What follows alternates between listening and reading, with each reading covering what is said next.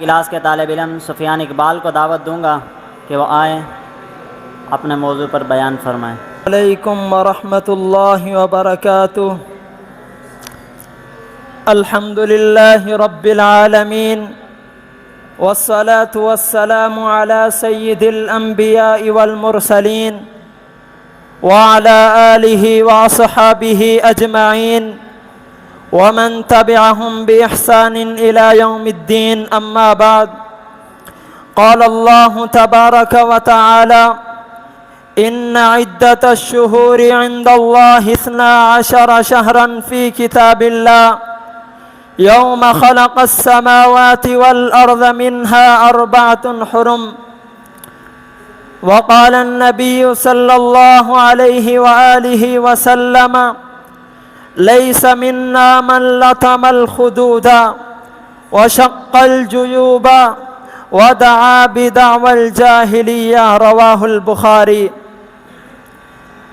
کہہ دو غم حسین منانے والوں کو، کہہ دو غم حسین منانے والوں کو، ہم شہداء کا غم نہیں مناتے، وہ تو ہیں نواسۂ رسول اللہ، ہم ان کا ماتم نہیں کرتے، کرتے ہیں محبت اپنی جان سے زیادہ آل رسول سے، ہم ان کا سرعام تماشا نہیں کرتے۔ ارباب علم دانش، ماہ محرم عظیم الشان اور حرمت والا مہینہ ہے۔ یہ قمری سال کا پہلا اور حرمت والے 4 مہینوں میں سے ایک ہے، جیسا کہ رب العالمین کا فرمان ہے ان عدت الشہور عند اللہ 12 شہرا فی کتاب اللہ یوم خلق السماوات والارض منها 4 حرم ذلك الدین القیم فلا تظلموا فیہن انفسکم۔ بے شک مہینوں کی گنتی اللہ کے نزدیک کتاب اللہ میں 12 ہیں، اس وقت سے جب سے اللہ نے آسمان اور زمین کی تخلیق کی، پھر ان میں سے 4 حرمت والے ہیں اور یہی مضبوط دین ہے، لہٰذا ان مہینوں میں تم اپنی جانوں پر ظلم نہ کرو۔ اس ظلم سے کیا مراد ہے؟ دوسرے مقام پر رب العالمین فرماتے ہیں يسألونك عن الشهر الحرام قتال فيه قل قتال فيه كبير۔ اے پیغمبر، یہ آپ سے حرمت والے مہینے میں لڑائی کے متعلق سوال کرتے ہیں، آپ ان سے کہہ دیجئے کہ اس میں لڑائی کرنا بڑا گناہ ہے، مگر افسوس کہ آج امت مسلمہ اس مقدس مہینے کے اندر سوگ میں نظر آتی ہے۔ بعض لوگ اس مقدس مہینے کے شروع ہوتے ہی بدعات و خرافات کو لیے پھرتے ہیں، گھروں میں 4 پائیوں کو الٹا کر دیا جاتا ہے، بازاروں میں دکانوں پر شہادت حسین کے حوالے سے رلا دینے والی تقاریر لگا دی جاتی ہے، اور عاشورہ کے دن ماتمی لباس پہن کر نوحہ اور ماتم کیا جاتا ہے، جبکہ نبی علیہ السلام کا واضح فرمان موجود ہے 4 فی امتی من امر الجاہلیت لا یترکونہن الفخر فی الاحساب والطعن فی الانساب والاستسقاء بالنجوم والنیاحۃ۔ میری امت میں زمانہ جاہلیت کے کاموں میں سے 4 کام ایسے ہوں گے کہ جنہیں یہ چھوڑنے پر کبھی تیار نہیں ہوں گے۔ نمبر 1، اپنے آباء و اجداد کے کارناموں پر فخر کرنا۔ نمبر 2، کسی کے حسب و نسب میں تانا زنی کرنا۔ نمبر 3، ستاروں کے ذریعے بارش طلب کرنا۔ نمبر 4، نوحہ کرنا۔ اس حدیث سے معلوم ہوا کہ نوحہ زمانہ جاہلیت کے امور میں سے ہے، اس کا دین اسلام سے کوئی تعلق نہیں، اس لیے کائنات کے امام نے نوحہ کرنے والوں سے لا تعلقی کا اظہار کرتے ہوئے فرمایا لیس منا من لطم الخدود وشق الجیوب ودعا بدعوى الجاہلیہ۔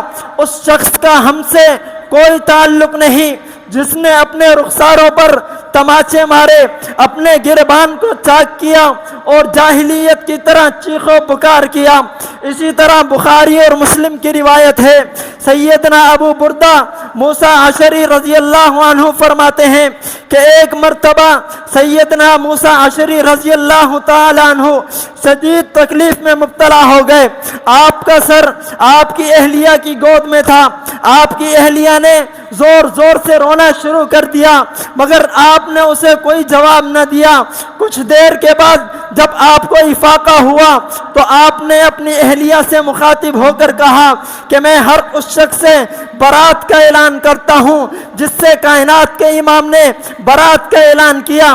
پھر آپ نے فرمایا نبی علیہ السلام نے نوحہ کرنے والی عورتوں سے، زور زور سے رونے والی عورتوں سے اور مصیبت کے وقت سر منڈلانے والی عورتوں سے برات کا اعلان کیا ہے۔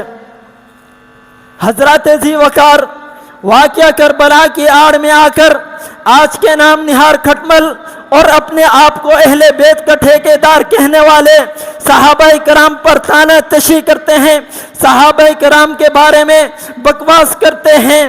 اسی لیے اہل الحدیث کا عقیدہ بیان کرتے ہوئے امام طحاوی رحمہ اللہ فرماتے ہیں کہ ہم اصحاب رسول سے محبت کرتے ہیں، ہر اس شخص سے بغض رکھتے ہیں جو اصحاب رسول سے بغض رکھتا ہے۔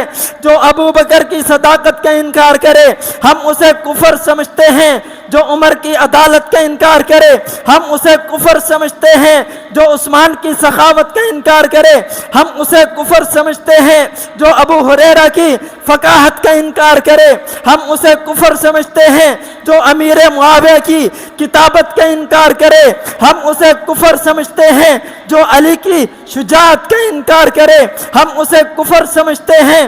ارے تم بکواس کرتے ہو، تم کس علی کو جانتے ہو؟ قبر کا پجاری یا گھوڑے کا پجاری؟ ارے میں اس علی کو جانتا ہوں جو کفر و شرک کا نام و نشان مٹا ڈالتا تھا۔ کائنات کے امام نے کہا تھا علی جاؤ یمن کی طرف چلے جاؤ، جو کوئی ابھری قبر نظر آئے یا بت خانہ نظر آئے علی تو اس کو بھی گرا ڈالتا ہے۔ پھر تو کہتا ہے جمعرات بڑی مراد، علی کا ملنگ آ گیا۔ ارے در در پہ ٹھوکریں کھانے والا علی کا ملنگ آ گیا۔ ارے میں تو اس علی کو جانتا ہوں جس نے میدان عرفات میں ایک شخص کو دیکھا کہ جس کا زادیرہ ختم ہو گیا اور وہ لوگوں سے سوال کر رہا تھا۔ علی نے کہا جی چاہتا ہے کہ مار مار کے تجھے ختم کر دوں، لیکن میدان عرفات ہے، ساری دنیا رب العالمین سے سوال کر رہی ہے اور تو رب کو چھوڑ کر لوگوں سے سوال کر رہا ہے۔ حضرات ذی وقار اسی طرح عاشوراء کی فضیلت بیان کرتے ہوئے نبی علیہ السلام نے فرمایا یکفر السنۃ الماضیہ کہ یہ سابقہ ایک سال کے گناہوں کو معاف کرتا ہے، مگر آج معیار ہی تبدیل ہو گیا۔ لوگوں نے اس دن کو کھانے اور پینے کا دن تصور کر لیا، لہٰذا خوب کھانے اور پینے کا اہتمام کیا جاتا ہے، خصوصی ڈشیں تیار کی جاتی ہیں، دودھ اور پانی کی سبیلیں لگا کر کائنات کے امام کے فرمان کا مذاق اڑایا جاتا ہے۔ اسی طرح ان دنوں میں بچوں کو لوگ حضرت حسین کا منگتا بناتے ہیں۔ اگر ان سے پوچھا جائے بھائی کیا ضرورت پیش آ گئی منگتا بننے کی، تو جواب ملتا ہے کہ اللہ نے مدتوں بعد لڑکا دیا ہے۔ اگر اسے حضرت حسین کا منگتا بنا کر ان کے نام پر نام مانگ کر کھلایا جائے تو اللہ تعالیٰ اس کو کیسے بیماریوں سے محفوظ رکھے گا؟ نعوذ باللہ، یہ آج کے مسلمان کا عقیدہ ہے۔ اور لوگ اس دن ننگے پاؤں دوڑتے ہیں، اپنے پیروں کو زنجیروں میں جکڑ کر کہتے ہیں کہ ہم حسین کے گھوڑے ہیں۔ ارے کیا ہو گیا تمہیں؟ اللہ نے تمہیں اشرف المخلوقات بنایا ہے، پھر کیا ضرورت پیش آ گئی اپنے ان کتوں اور گھوڑوں کی طرف نسبت کرنے کی؟